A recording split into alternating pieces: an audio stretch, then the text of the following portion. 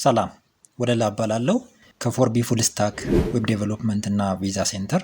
በዚህ ቻናል ስለ አሜሪካን ነን ኢሚግራንት ቪዛ መረጃዎችን እና ስለ ፉል ስታክ ዌብ ዴቨሎፕመንት መረጃዎች የምንለዋወጥበት ነው። ስለዚህ በእነዚህ ሁለቱ ርዕሶች ላይ መረጃ ማግኘት የምትፈልጉ ከሆነ ቻናሉን ሰብስክራይብ በማድረግ ቪዲዮዎቹንም ላይክ በማድረግ ቤተሰብ ሁኑ። ለቢ1 ቢ2 ቪዛ ኢንተርቪው ይሰራልን ባላችሁት መሰረት ባለፈው ሳምንት የግራጁዌሽን ቪዛ ኢንተርቪው ሰርቼላችሁ ነበረ። በዚህ ቪዲዮ ደግሞ የኮንፈረንስ ቪዛ ኢንተርቪው እናያለን። እያንዳንዱ ጥያቄ ላይም ሄደን ኢንተርቪው ምን ይመስል ነበር የሚለው ነገር አይተን የቪዛ ኢንተርቪው ጠንካራ ጎኖች ምን ነበሩ የሚለውንም ለይተን አውጥተን እናያቸዋለን ማለት ነው። ይሄ የምታዩት ቪዛ ኢንተርቪው ጥያቄና ምላሽ የኮንፈረንስ ቪዛ ኢንተርቪው ጥያቄና ምላሽ ነው። እዚች ጋር ለምሳሌ ብታዩ እያንዳንዷ ጥያቄ ላይ ብንሄድ ኦፊሰሩ መጀመሪያ ላይ ፓስፖርትሽን ስጭኝ አላት። ሴት ነበረች ኢንተርቪው የተደረገችው። ፓስፖርቷን ሰጠችው። በመቀጠል ምንድነው አንቺን ወደ አሜሪካ የሚወስድሽ ጉዳይ ወይም የምትሄጅለት ዓላማ ምንድን ነው የሚል ጥያቄ ጠየቃት። እሷም ለኮንፈረንስ ነው እየሄድኩ ያለሁት የሚል ምላሽ ሰጠችው። በመቀጠል ኦፊሰሩ ለምንድን ነው አንቺ ለኮንፈረንሱ መሄድ የፈለግሽው? እሷ ለምንድን ነው ለኮንፈረንሱ አስፈላጊ የሆነችው የሚለው ፓርት ላይ ማወቅ ስለፈለገ ጠየቃት። እሷም እዚህ ጋር የመለሰችው ምላሽ አለ። ምን ብላ መለሰችለት? ኮንፈረንሱ ስለዚህ ነው ብላ የኮንፈረንሱ ሐሳብ አስቀመጠችለት። ቀጥላ ይሄ የኮንፈረንስ ሐሳብ የእሷ ፍላጎት እንደሆነም ገለጸችለትና እንደውም ይሄ ኮንፈረንሱ ላይ ያለው ሐሳብ በስራ ሂደቷ ላይ የእሷ ኃላፊነትም ጭምር እንደሆነ ገልጻ ነገረችው ማለት ነው። ለመቀጠል ኦፊሰሩ የት ነው የምትሰሪው የሚል ጥያቄ ጠየቃት። እሷም የምትሰራበት ተቋም ገለጸችለት ምን እንደሆነ። በመቀጠል ተቋሙ ላይ ያለባት የስራ ኃላፊነት ምንድን ነው የሚለው ማወቅ ስለፈለገ የስራ ኃላፊነቷን ጠየቃት። እሷም ተቋሙ ላይ የምትሰራበት የስራ ፖዚሽን እና የስራ ኃላፊነት ምን እንደሆነ ነገረችው ማለት ነው። ቀጥሎም ኦፊሰሩ ከአንቺ ጋር ማን ነው አብሮ የሚጓዘው የሚል ጥያቄ ጠየቃት። እሷም ማንም አብሮኛ ይጓዝ የሚል ምላሽ መለሰች ማለት ነው።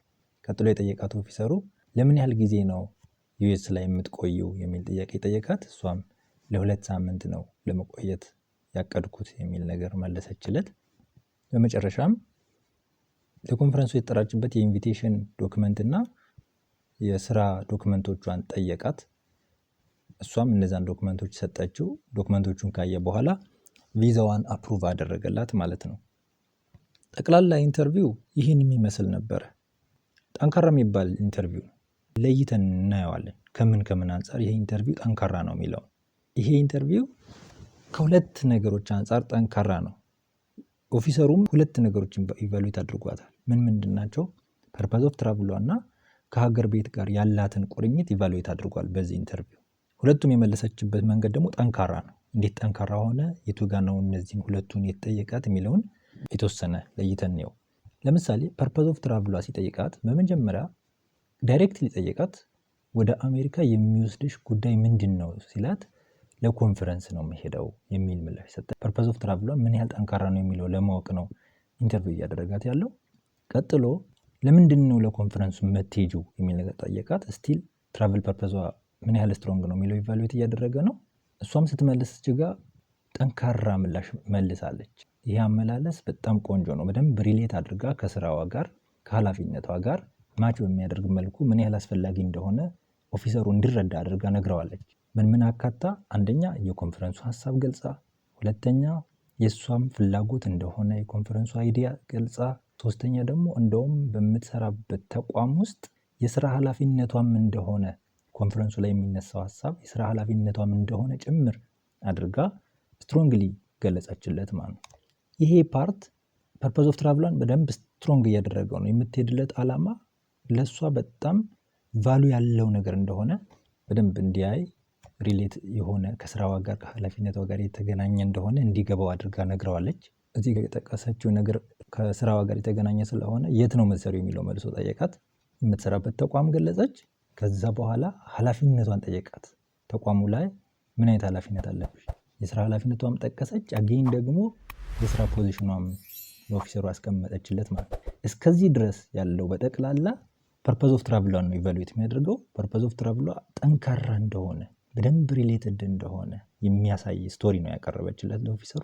ቆንጆ የሚባል ኢንተርቪው ነው። ስትሮንግ ፐርፐዝ ኦፍ ትራቭል ነው ያቀረበችው ማለት ነው። ከዚህ መልስ ያለው እስከ መጨረሻ ያለው በጠቅላላ የሚያሳየው ከሀገር ቤት ጋር ያላት ቁርኝት የሚያሳይ ኢንተርቪው ነው። ሁለተኛው ፓርት ቼክ ያደረጋት ከዚህ ይጀምራል። በእርግጥ እኛ እያየን ያለ ነው እዚህ ጋር ኢንተርቪውን ብቻ ነው። ኦፊሰሩ ግን ፓስፖርቷ ይዟል። ትራቭል ሂስትሪ ካላት እያየ ነው። ዲኤስዋን እያየ ነው ያለው። ጠቅላላ ታሪኳን ስቶሪዋን እያየ ነው ያለው። የቤተሰብ ኃላፊነቷ እያየ ነው። አግብታ ከሆነ ልጆች ወልዳ ከሆነ ያላት ነገር ከሀገር ቤት ጋር ያላት ቁርኝትም እያየ ነው። ይህን የሚጠይቃት ማን ነው ከአንቺ ጋር የሚሄደው አላት። ዛት ሚንስ ሀገር ቤት ላይ አግብታለች፣ ወልዳለች፣ እንደዚህ ኃላፊነት አለባት ማለት ነው። ስለዚህ እነሱም አብረው ይመጣሉ የሚል ስጋት ስለሚኖረው ነው ሲጠይቃት ማንም አይሄድም አለች። ስቲል ከሀገር ቤት ጋር ያላት ቁርኝት ስትሮንግ እያደረገች ነው ያለችው።